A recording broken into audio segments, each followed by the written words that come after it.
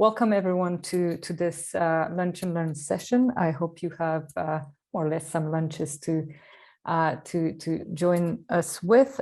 Today's session is with Alexandra Niculescu, who will talk about her research on emotional experiences of the first year students that she collected the empirical evidence on this during her time in Netherlands, particularly with the Maastricht University.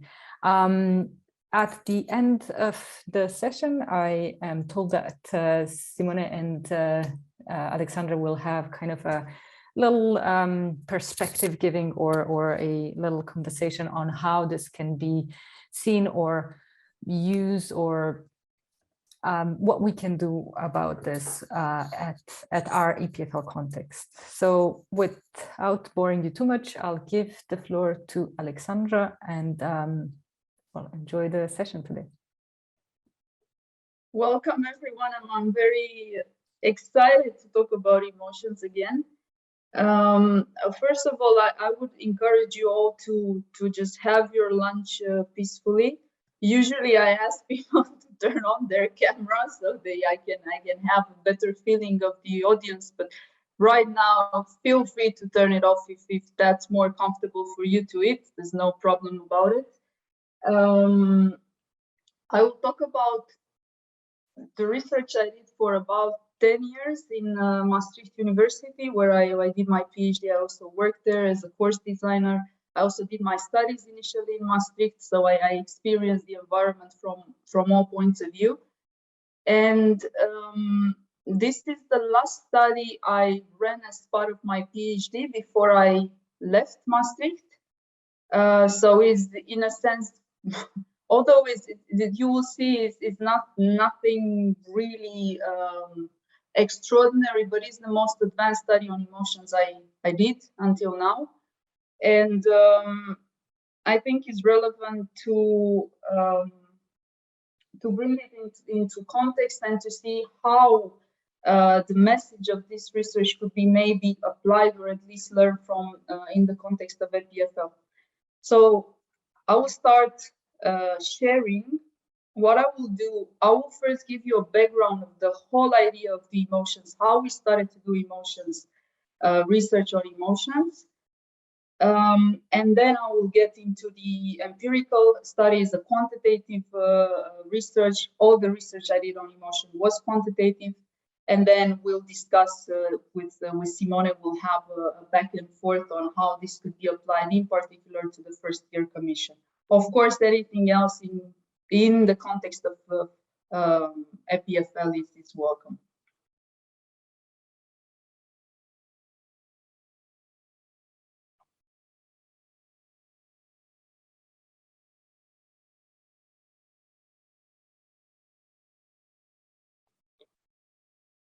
Is this yes, we can see okay? it. I will not float through the slides as I initially planned. I did this with I like to mention this because it's something relevant. Is a research, a series of studies. This is the last one which I did with Professor Dirk Templar, professor in quantitative methods at Maastricht University, who was my thesis supervisor and my mentor, and somehow a father figure for me, someone I respect and I admire a lot, and someone who is, I think, capable of spending this passion on teaching math while taking students' emotions into account. So this is someone I hold very dear, and I'm still lucky to collaborate with over the past 10 years. So I want to. It's important to acknowledge the co-authors, because in fact he led the research and helped me a lot in my professional and personal development. So how come we came to look at emotions? More than 10 years ago, I started working at Maastricht University after I finished my studies. And Maastricht, which is an institution very focused on PBL. When I say PBL, I say problem-based learning in the traditional sense. They started, it's a pretty young university. It has about 40 years, and they're pretty good, I would say, in PBL. So active learning, group work, and feedback. PBL, as in problem-based learning, they also use projects, but in a different way. And about 10 years ago, they had a serious issue with dropout in the first year. So they tried to employ different remedial programs to address the situation. I worked on several of them. I started as some sort of study counselor for a program that was somehow a very rudimentary version of the learning companion, not so advanced, but in the beginning we would give a profile of the students with their weaknesses and then send them to a study coach. And then the research advanced, and the Department of Educational Research, with my boss at that time, Professor Wim Heislars, had the idea of starting up a series of experiments focusing on feedback interventions to improve grade at the course level.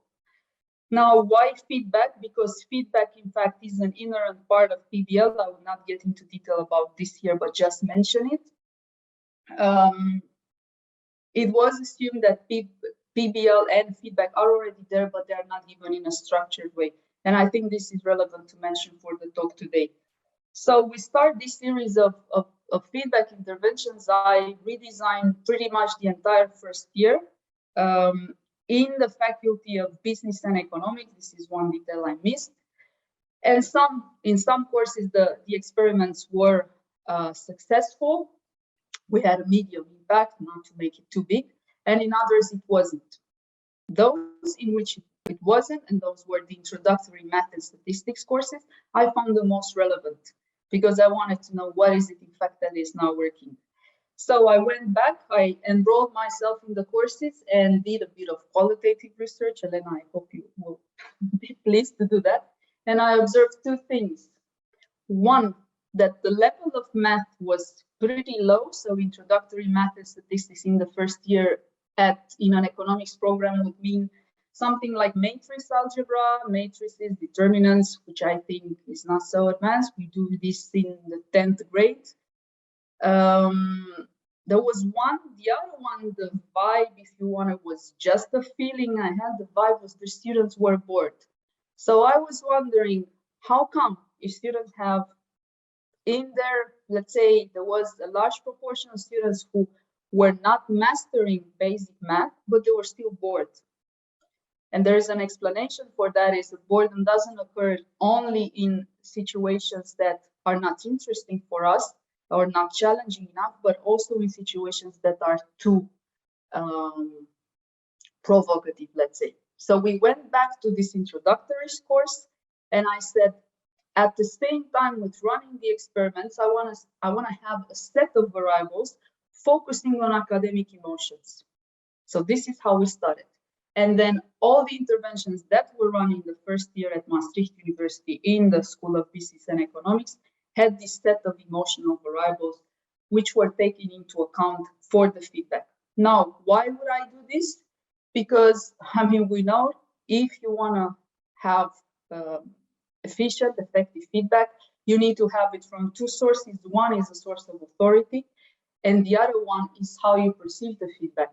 And we all know if you're scared or, let's say, emotionally deregulated, you are not going to hear what the teacher has to say to you. So this was the introduction. I will make a very short summary about it.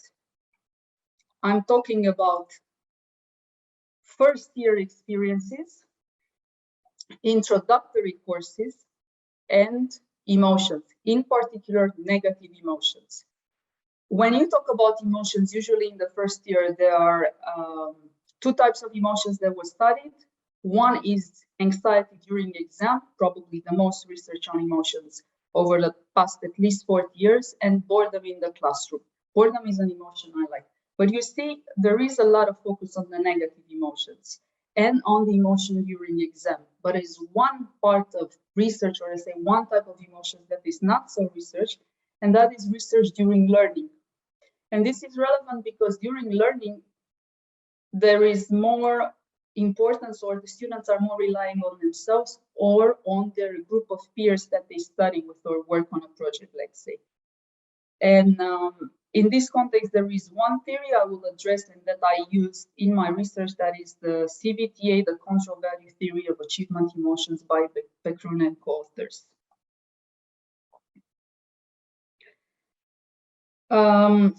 Now, to go back to this first year experience, and why I talk directly about emotions, are other factors that play a role. There are a lot of other factors that play a role on how students succeed in the first year. We look, for instance, intelligence, motivation, the role of the environment, they all play a role.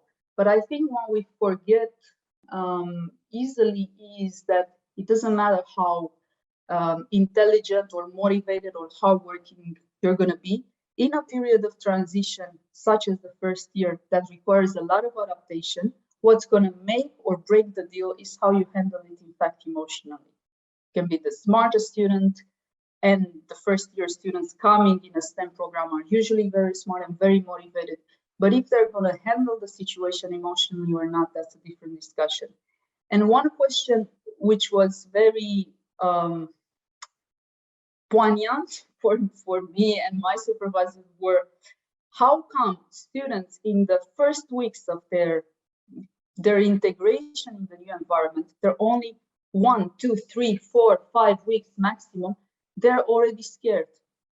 What happens there? So we wanted to try to understand better this question and try to answer it. So we ran a series of studies. I'm mentioning them because otherwise it comes out of the blue what I did here. And there were several studies. One that looked what are the factors that matter most for performance and for these emotions. To what extent? So what is their added value, their contribution, their impact towards performance in certain courses? Then another type of study, what are the factors that influence emotion? Going further, that's one aspect which might sound a bit abstract, but it's not. Is the concept of emotion changeable or is more stable? And why do I say that? When you think about stable, you think about characteristics such as personality, and that's not something that can be influenced. So if you want to influence or have interventions that would influence emotions, you need to make sure that emotions are in fact a concept that changes. And finally, and this is the study I'm going to present today, is the question if the impact of emotions is something that is contextual, or if it can have influence over time in the first year. And here I will give you a bit of an anecdotal comparison, but I think it makes the point. I like sometimes to give analogies with real life, and in this particular scene we talk about emotions, about relationships.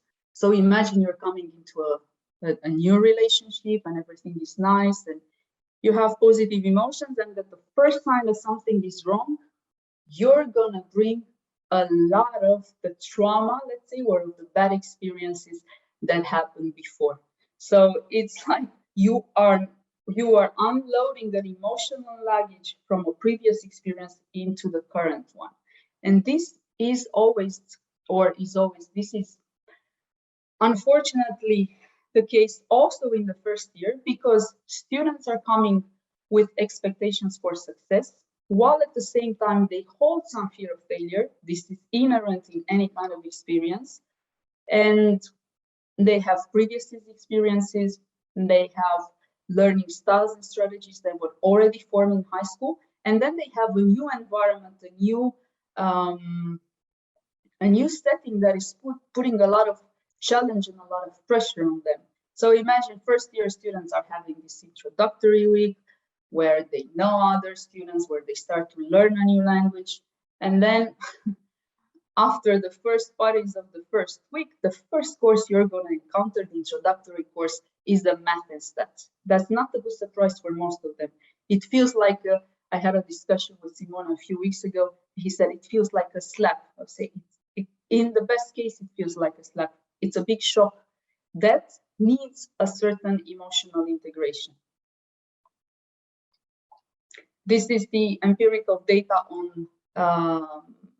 on the types of emotions that were researched since the 70s, even before, just to have a look on, you see, test anxiety, what I spoke about before. A lot of research, I would say, compared on positive emotions, not so much on negative emotions. You will notice that I focus a lot on negative emotions, and I don't consider this to be a bad thing. I think negative emotions can be used if they're understood properly. And before I present the study itself, I think it would be relevant to present what are emotions, because emotions in achievement settings are, let's say, a particular type of emotions. They're a bit different than other emotions. And I think sometimes we take emotions per se. I mean, everyone knows what it is, right? It's just emotions is so part of what we do and what we see in our students. So we don't need to think so much about it. But in achievement situations, students experience a different kind of emotions, and this is what is so nicely articulated by the Becrum theory, the control value theory of achievement emotions, where achievement or academic emotions, so emotions that are experienced particularly in academic environments, are emotions that are tied either to activities or to achievement outcomes. So when you think about performing into a course or when you think about the exam, these emotions are contextualized over different settings of the academic environment. That means in class, so while attending lectures, during the exam, that's the famous exam anxiety, and during learning situations or studying. That means either individual study or group work or everything else that is not in classroom or during the exam.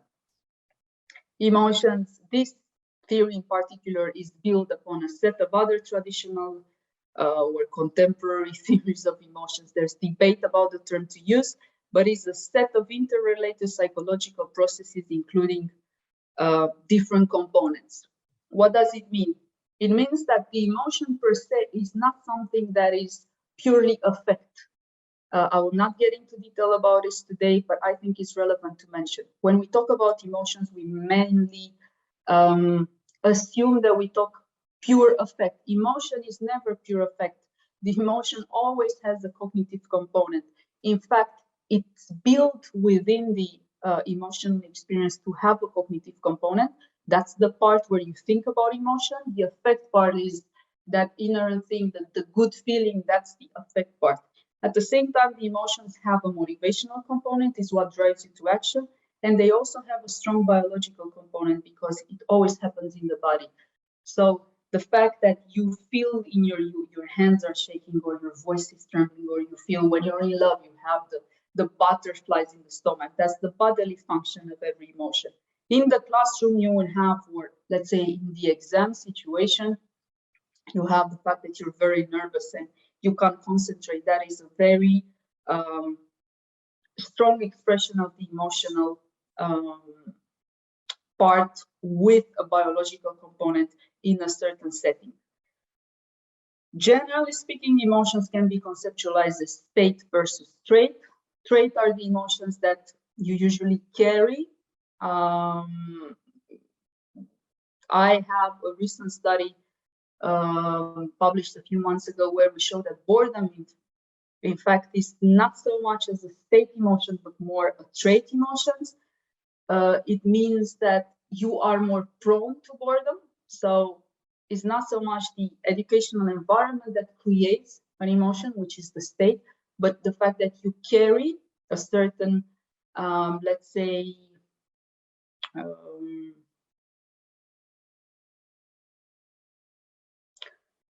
propensity toward experiencing boredom in all situations. And you also have more state emotions like anxiety. There are certain cues in the environment that will make you, that will generate a certain emotion. This is an important distinction to make because, as I was mentioning a few minutes ago, when we talk about trait emotions, there's not too much that you can do about it. Trait emotions are not easily to change, but state emotions are. In the particular setting of the study I will present today, I'm talking about state emotions experienced in learning situations. Now, to wrap up the whole thing about the emotions, there is a taxonomy within the CBTA, the theory I'm using, that describes emotions over different dimensions. Emotions are either positive or negative, the object focus of their activity or outcome, and they are activating or deactivating. So to give an example, this boredom emotion I like a lot is the negative deactivating emotion. Anxiety, for example, would be an activating emotion, although negative, and it has an outcome. So if you are anxious towards failing into an outcome. It's not about the activity in the present. You're anxious about, if I'm not going to study now, I'm going to have a poor grade and I'm going to fail the exam. I think there is power in these negative emotions because they give a lot of information about the whole emotional experience, even more than the positive emotion. So I'll come back to that later. To bring it together, what I used for this study was a theoretical framework composed of the CBTA on the right side of the screen, which assumes that the discrete achievement emotions are influenced by control and value beliefs.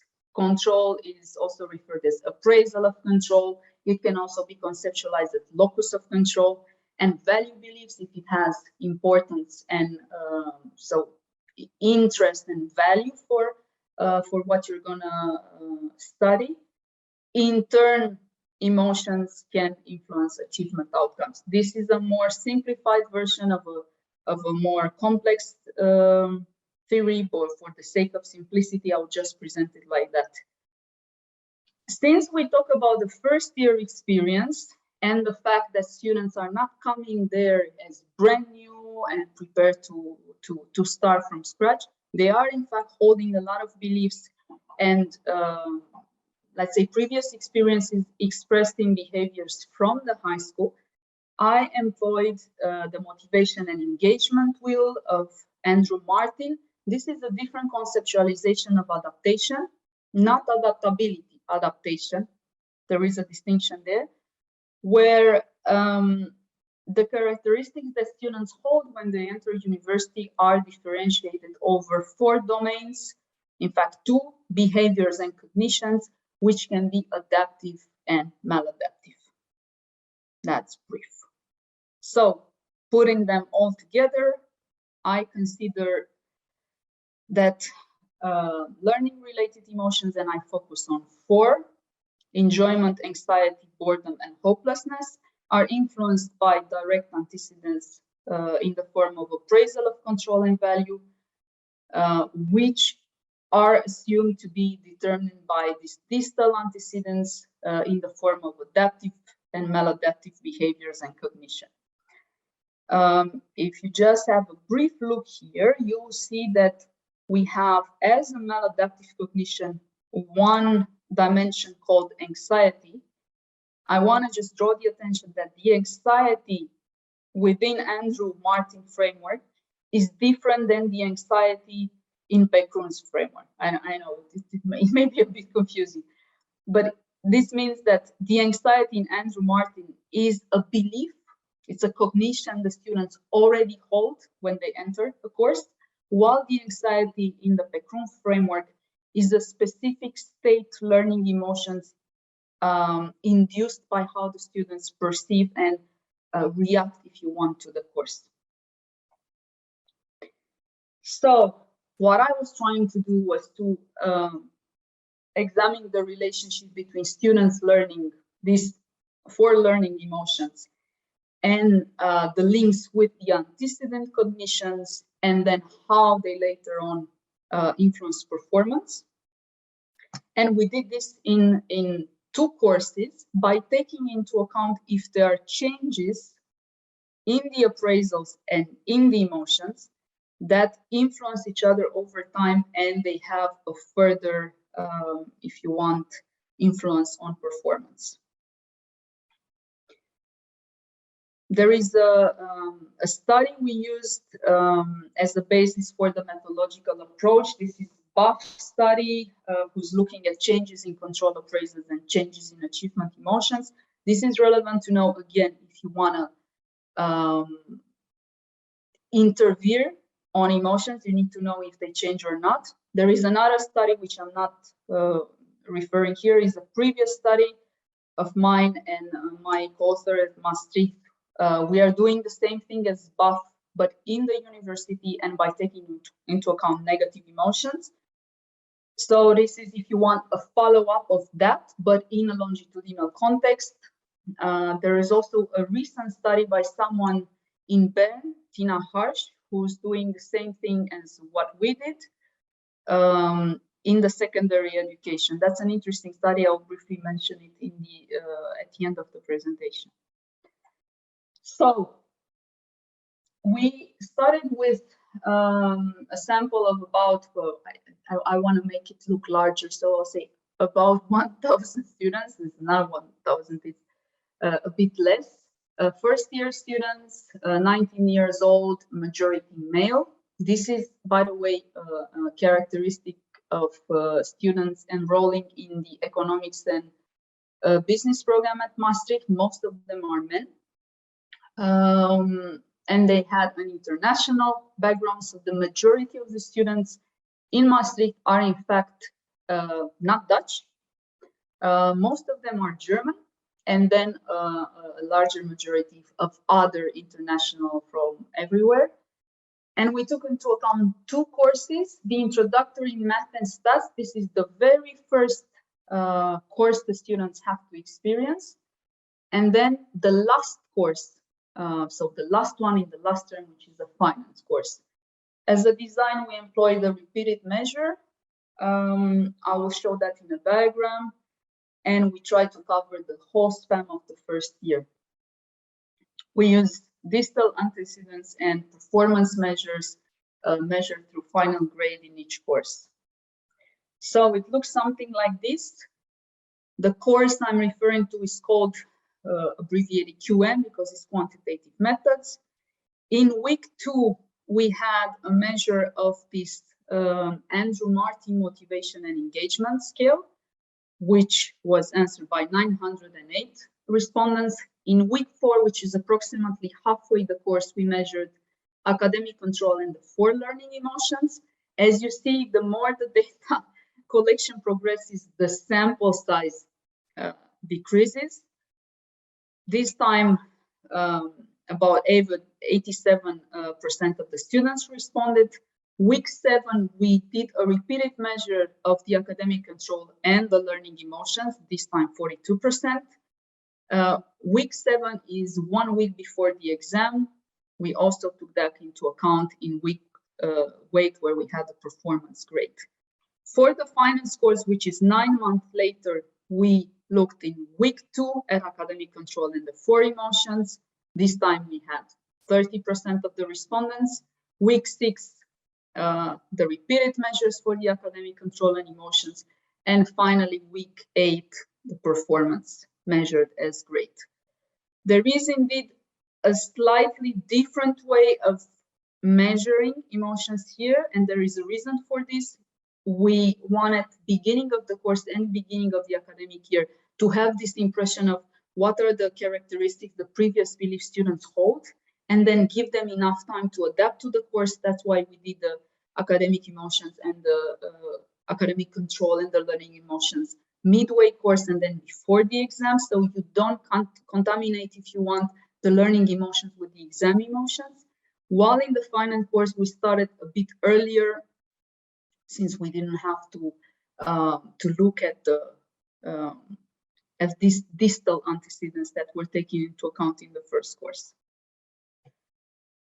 The learning emotions were measured with the IAQ. This is the achievement emotion questionnaire for the learning scales of the 4 emotions involved: enjoyment, anxiety, boredom, and hopelessness. Control appraisal was measured with the academic control scale by Perry, value attitudes with the STATS by Shaw, adaptive and maladaptive cognitions with the motivation and emotion engagement scale, and performance was measured as the grade at the course level. And there are different the performance, and I will mention this because I think it makes sense in the context of assessments at EPFL, while in finance was a pure, if you want, knowledge grade. It was an exam measuring their knowledge on finance. In the QM course, there's a different kind of assessment, which I find interesting, where is if you want, a continuous assessment where the students have quizzes over the course that are taken into account. I think it's 20% of the grade, and then the final exam has a math and a stats part, and the final grade is in fact a combination of all of these aspects. So it's not just the cross-sectional one-time measurement of performance in the course, but it also has this, if you want, progressive way of looking at how students learn in the quizzes. I think is interesting. So the main analysis, I will not get into detail about technicalities of this here, is the structural equation modeling with latent change. So how to measure change in a longitudinal manner, and well, some details about what are the indicators that we report to show the fitness of the model.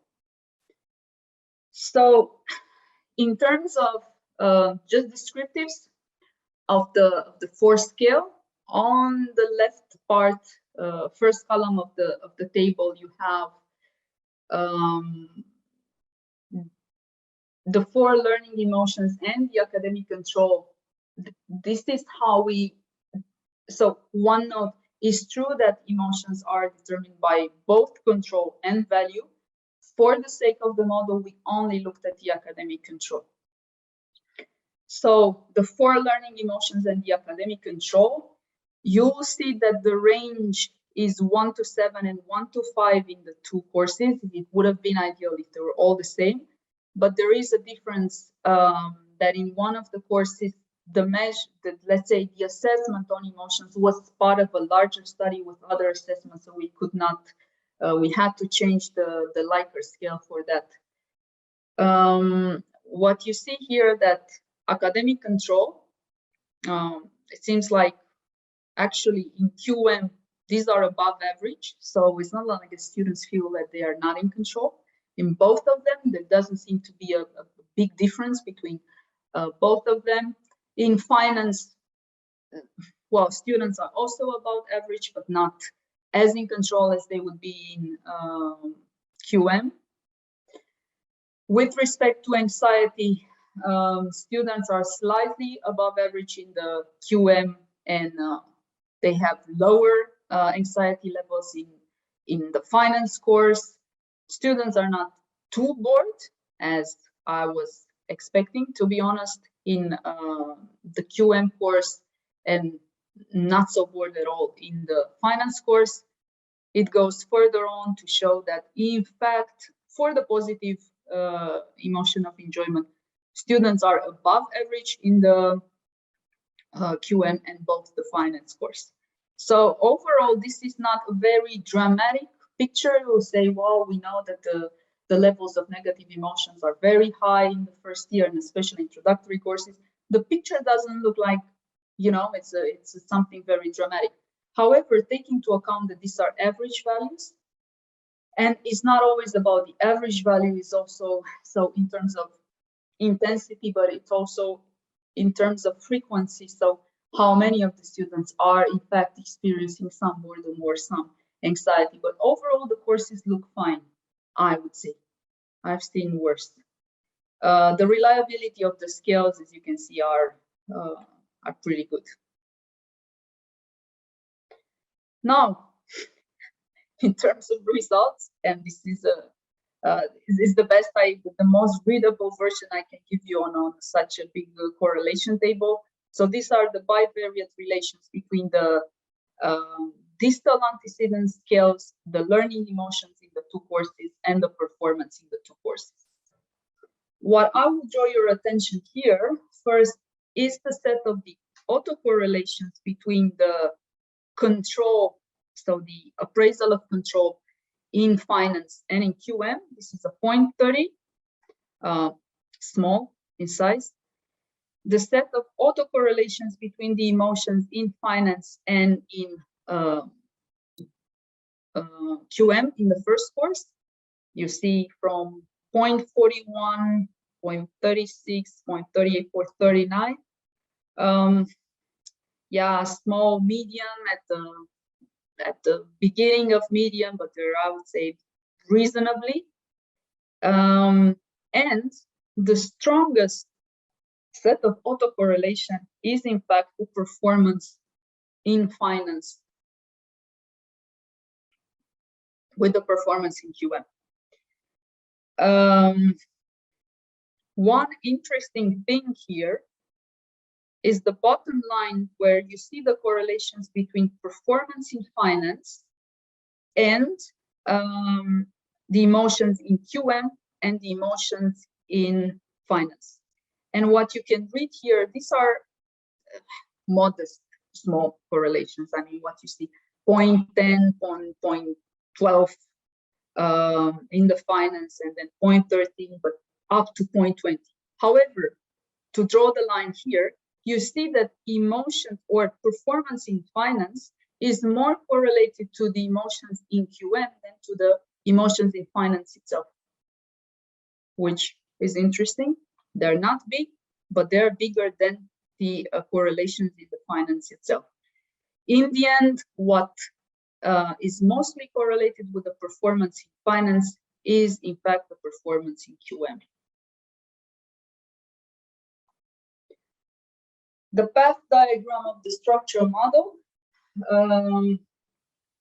The model is fit, everything looks good. I will describe the model starting from left, where you can see that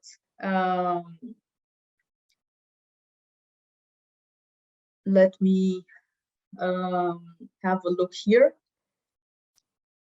The academic control in QM is mostly impacted by three types of beliefs from the motivation and emotion wheel: the self-belief, the persistent, and anxiety.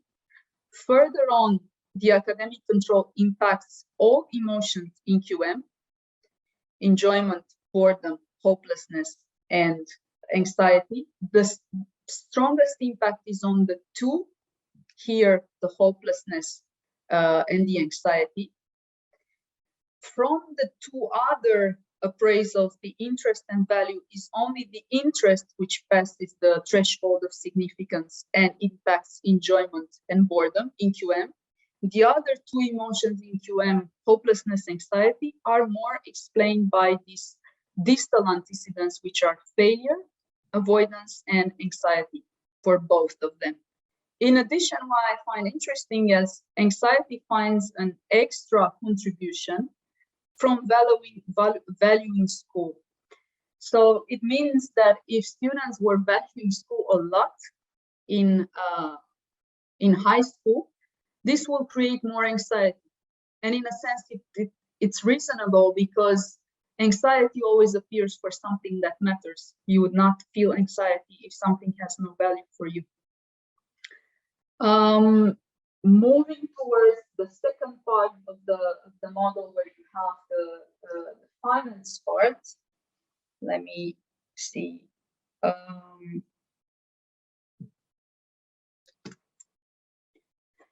You see that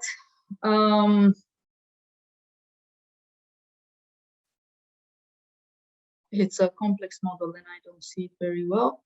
You see that the latent change in all learning-related emotions in finance are predicted by the learning emotions in QM. It's here. This variable, which is the latent change, the change is in fact a computed variable which shows the change between the two courses in emotions and control, is the same thing here. the change in academic control and the control impact changes in the learning related emotions in the two courses. Now, what does this mean? It means two things. One is to clarify how emotions influence each other over time.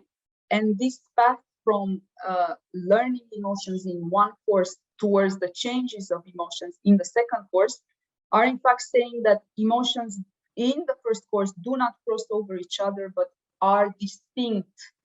So if you're experiencing hopelessness in the first course, that will still influence hopelessness in the finance course.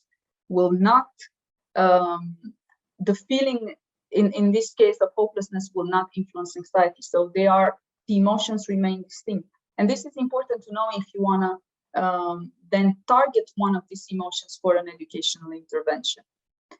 The other one is the fact that emotions during one course are determined by beliefs about control within the same course, which in turn influences later experience in another course and how this experience changed in the first year at university. So, to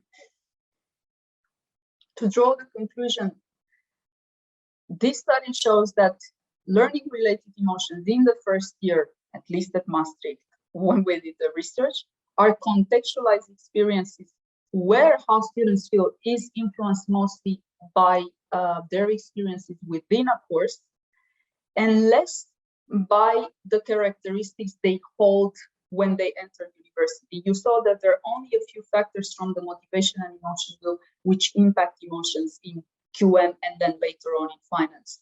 So this is, I would say, a good sign because it means that every intervention that you would want to develop in these courses doesn't have to take into account so much what happened with the students before they enter university. The other one is the well, what we call here that indeed what we find confirms the theory that emotions influence each other in a feedback loop. What does it mean is that these introductory courses don't only hold an impact at the effect of the course, but even over time. And at least for me, this is probably one of the most interesting findings, and the one that I think is worthwhile to discuss, is the crucial role of the introductory courses in the first year. Because if you want to interfere in the first year in general, I would say the best thing to do is to do it as soon as possible. Then the question is on what to interfere, and there is a line of research focusing on attributional retraining intervention, mainly done by Perry together with Pekroun. But this recent study I mentioned before, the one that is in fact replicating my previous findings, they did an attributional retraining. What does it mean, attributional retraining? If you want to change a certain emotion, you're going to influence or going to work on the attribution students hold with respect to that emotion. So do they feel in control? Do they think they have value towards a certain course? So you're not going to target directly the emotion, but you're going to target, let's see, can we give them more control over how they experience the course? And this recent study done by the colleagues in Bern shows that, in fact, there is no effect of the attributional retraining on course performance. It doesn't work. And it's an interesting finding because it says that one-size intervention looking at the whole group of students on average is not going to fit all. I would then go back what to do if you want with this. I would say achievement emotions are relevant at the course level, but maybe a way to give back this locus of control, if you want, for the students, talking in terms of appraisals and what influences emotions, is not necessarily to change their appraisals, but work on the design settings of a certain course. So how you can work with the TAs by means of feedback, or I don't know, this is something to discuss together, but change in a way the course setting that the students have more control over the course. And one thing I would like to finish with before I give you the floor, and I will let Simone talk a bit more with you about this, is I would like to acknowledge that negative emotions are not always something detrimental for learning or negative for learning, but they are part of the, if you want, the natural process of learning. And their contribution, if you want, depends on two things. So how to make the best out of the emotions. If you ignore them, they're not going to disappear. So they're there, we need to work with them. And two things that could be taken into account are, one is the timing. So when the emotion occurs, we know, for instance, that frustration in the beginning of problem solving is very good. It's part of the exploration of the problem space. If students are still frustrated later on when they solve a problem, that starts to become detrimental for learning. But in the beginning, a part of frustration is in fact engaging the attentional resources, so that's good. And the level, because emotions are experienced in a certain level, and a bit of anxiety, I would say it's good because it motivates you to do something, not to fail. Too much anxiety can block all the motivational resources and become detrimental. So it's always the impact of emotions and what you can do with it is nuanced, but I think there is potential there and it can be worked with it. And I would end by saying that it's necessary to better understand and clarify them in order to understand and to fear and just ignore that students have emotions. Thank you for your attention.